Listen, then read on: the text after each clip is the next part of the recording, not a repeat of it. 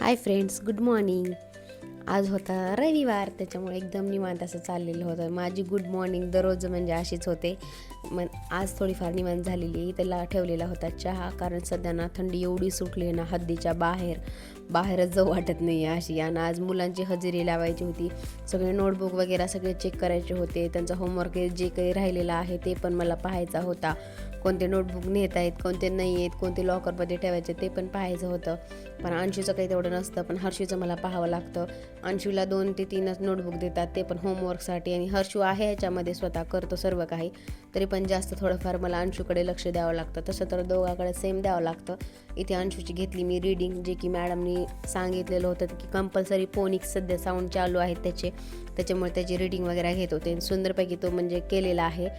पण मुलांना कसं असतं ना, संडे म्हटल्यानंतर सुट्टीच पाहिजे असते, होमवर्क वगैरे करायचं मनच नसतं. आणि परत मी इथे लागलेली होती स्वयंपाकाला, जे की ते तर आपल्याकडून कधी चुकत नाही आहे. आणि फायनली आपल्याला कधी सुट्टी नसते. उलटा माझ्याकडनं संडेला एक्स्ट्राचं जास्त काम असतं, पण कमी नाही आहे. इथे फायनली स्वयंपाक वगैरे केलेला आहे. आणि आज मी बनवली होती अंड्याची भाजी आणि भाकरी. असा होता आजचा बेत आमचा. चला तर मी माझ्या ब्लॉगला इथेच एंड करते. आणि कसा वाटला हा ब्लॉग मला नक्की सांगा. तोपर्यंत बाय, टेक केअर फ्रेंड्स.